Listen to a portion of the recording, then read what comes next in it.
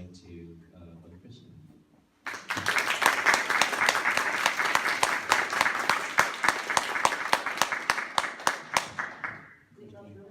Grand Master, Masters of the Boat, and Sigal, good morning.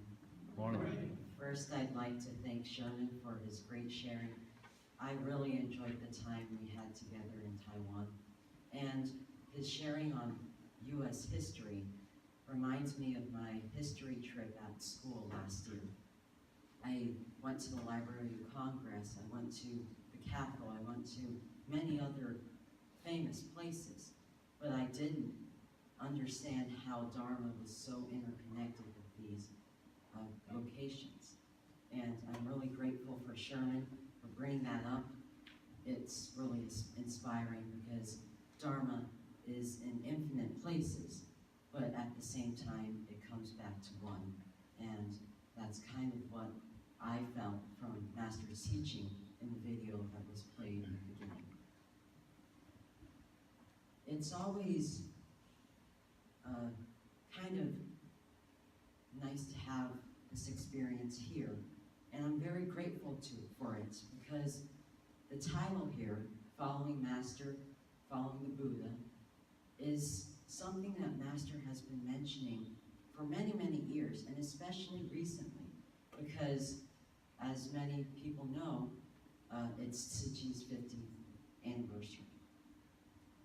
One quote, or one paraphrased quote from Master's teaching was very touching to me. Here's what it is. Master said, paraphrased, over the course of approximately 2,500 years, the world has evolved from its period of true Dharma to the period of Dharma decline. I hope to revert this. I hope to step back to the period of true Dharma, but the strength of one person is not enough. We must adopt this vow together for change to come.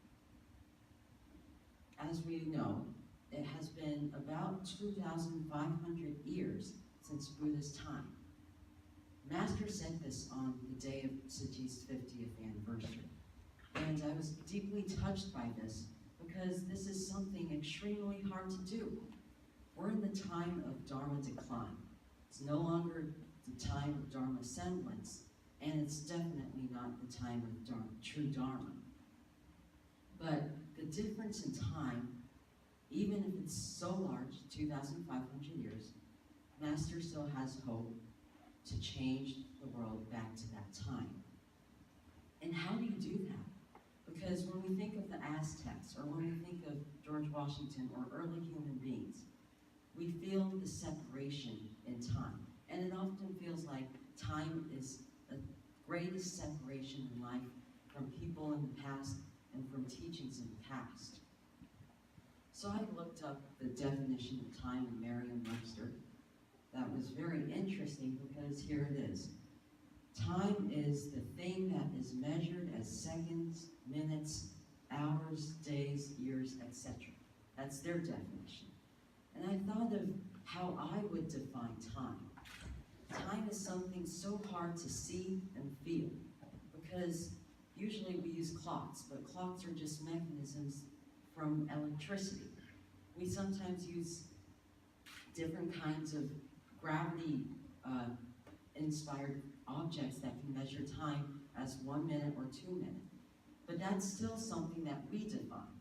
All of these things, seconds, minutes, hours, days, and years, are all things that we say, here's how much it is. And that makes me remember when I was little, I used to ask my mom when I was doing homework or doing some worksheets that if I could play for just 1 minute. I wanted to play with my toys. I was kind of bored of all of the work. So I said, Mom, I just want to play for 1 minute. And she said, okay, go ahead. And I was opening my box, and I was just about to take my toy out, and she said, time's up. And I asked her, that wasn't a minute. And she said, that was a minute. To her, time is passing very slowly. She was standing there, she was watching, she was bored, and she was thinking, when is he coming back to his seat to do work? And I was thinking, I want more time. So I thought that time was passing very fast. But which one is right? Which one is a minute? Well, I think the clock can justify that, but we didn't have one in our mind. And the same minute that was defined in the definition in the previous slide has so different feelings to other people when they're in different settings. So what is a minute? What is an year? It's very hard to define, and it's very indefinite to the mind. The same applies to 2,500 years. Looking beyond the name of years and minutes and days, we could express 2,500 years in any unit. But at the same time, people from different places, from different locations, feel different about the same amount of time based on what they're thinking. Just about 2,500 years ago, some of the ancient Indian houses looked like this. And now they're pretty fancy. They have big windows. They have great architects. And the old ones were too, except they were in a different style. What were these people thinking of? Well, ancient India houses had architects or designers that were probably considering temperature, shelter from wild animals, etc. And now people think of houses as shelters that have to have big windows, modern designs, and many other beautiful structures. But the big question is, did the houses create those thoughts, or did the thoughts create the houses? Well, the truth is that thoughts create the houses. It's kind of like a cause and effect chart where these thoughts of warmth, of temperature, of coolness in the summer created the houses of ancient India. And the modern design and mind created the houses that exist right now. But the point is, all of these houses were one time deteriorating. The houses that existed 2,500 years ago have completely deteriorated. The same will happen to many other houses that exist today. So we can conclude that the mind is the creator of all. Without the mind, without people, these houses would have never been created. But time is such an indefinite quantity. Yes, there are differences in looks, in houses, and people from 2,500 years ago and now. But these are all looks. These are all things that will not exist forever. They will deteriorate someday. The true difference that separates us from the true Dharma time is really the mind. I was deeply touched by one of Master's teachings, and that is distant feeling from time to another is dependent on the mind. And forgetfulness elongates that distance. If we hear some Dharma just a minute ago, we were very happy, but a minute later, we forget it. That moment in time feels really far from now. Sometimes when I was listening to Dharma Master Chen Yin's teachings, I would finish it up and I would get distracted by something else. Then 15 minutes later, I think that time when I was listening was an hour ago. And it's so indefinite in this case.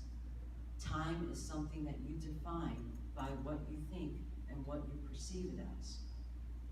So here are the conclusions. The difference in time from now and 2,500 years ago, or now and 1 million years ago, is really the mind. Everything else is something that will not last forever. But it's hard to understand that. Yes, we could say that if we change our minds from afflictions and delusions to one that is very clean in the true Dharma time, we are in the true Dharma time. We could say that, but it's hard to change.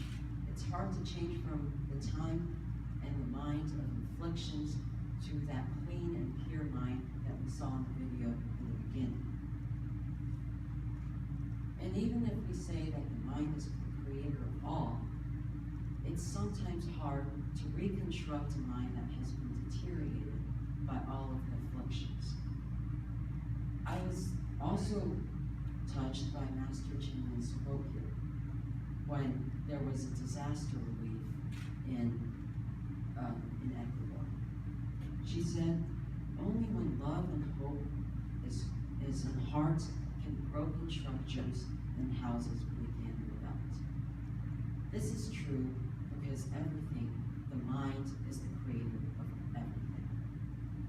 And when we have a change of mind from delusion, from afflictions in the period of Dharma decline, we can eventually put ourselves back into the time of Dharma, true Dharma. But how can we do that? I heard this story about some people, some young people, who were very involved in video games. And it's becoming a very large problem. I saw this Wikipedia page about video game addiction. And I was thinking to myself, why would that happen? And then I scrolled down and I saw notable deaths. And I was shocked.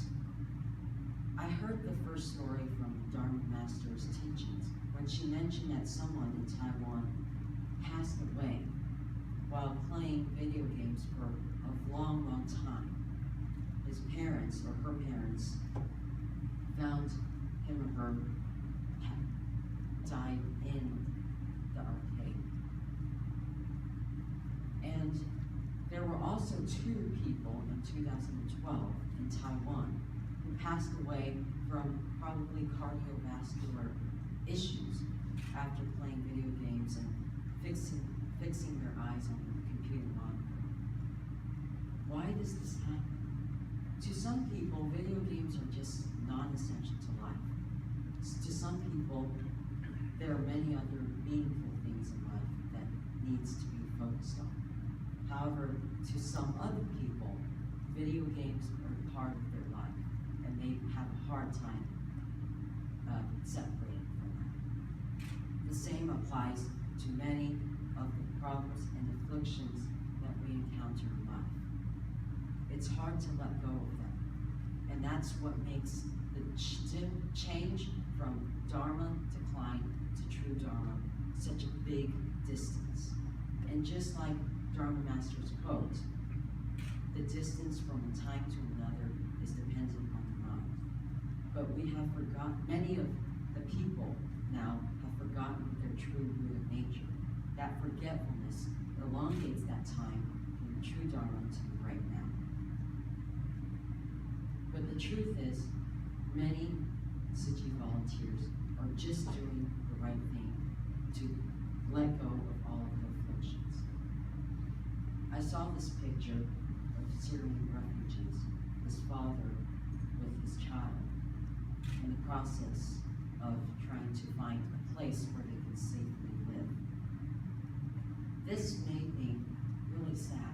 And also sometimes I watch sad movies, and for hours after, I keep on thinking of it, and I let go of what I thought before, all of the afflictions, and my mind focuses on what I just watched. This happens when we go into the world of Dharma decline, when we see all of these sufferings, and we have compassion and love. It's time, just like Master said, to have the responsibility to change the world of Dharma decline to true Dharma. And it's just like this great white ox cart, which is frequently mentioned in Wisdom at Dawn. The weight that this cow, white ox, is taking with him is just like the responsibility of changing the period of Dharma decline to true Dharma. It's heavy, but is it true that the heaviness of this cart is something tiring and something that's just too hard to do? Actually, it's not. I used to think that it was hard to change the time of Dharma decline to true Dharma, just like Master said. But Dharma Master said this quote, "The weight of the great white ox cart can break open deep bonds to afflictions." It's just like the weight of heavy things that can pound open windows and glass and structures and are used in demolitions of houses. But this time, it's breaking open the bonds to afflictions. And that's exactly what we're doing in cultivation. With compassion and love, we know that there are many sufferings in life, not only next to us, but also in places far away from us, like the Syrian refugee crisis. And when we think of that, we start to put action. And when we put action, and when we see the people who were suffering smile and say thank you, and eventually come into Tzuchi and work with us, we eventually feel joy and feel that all of the other afflictions that we used to have were non-essential to life and were completely useless. And when that happens, we begin to inch closer and closer to Dharma Master and closer to the period of true Dharma. That way, we can break open all of the definitions of years, of seconds, of days, and minutes, and eventually finish the vow that Dharma Master mentioned on Tzuchi's anniversary. This also makes me remember the common saying in Taiwan that someone who has perseverance over a long period of time, over many decades, has worked for many decades just like a day. That's kind of what time is saying to us. It's set by the mind. 20 years could be long if we have changed back and forth. If I have changed from this thought to that thought, and all around the place, making myself completely confused in time. But Master Chen Yan, Grandmaster, has done Tzuchi Path for 50 years nonstop. That's 50 years, but to her it's just like a day. Because there is no difference from the time when she began and the time when right now.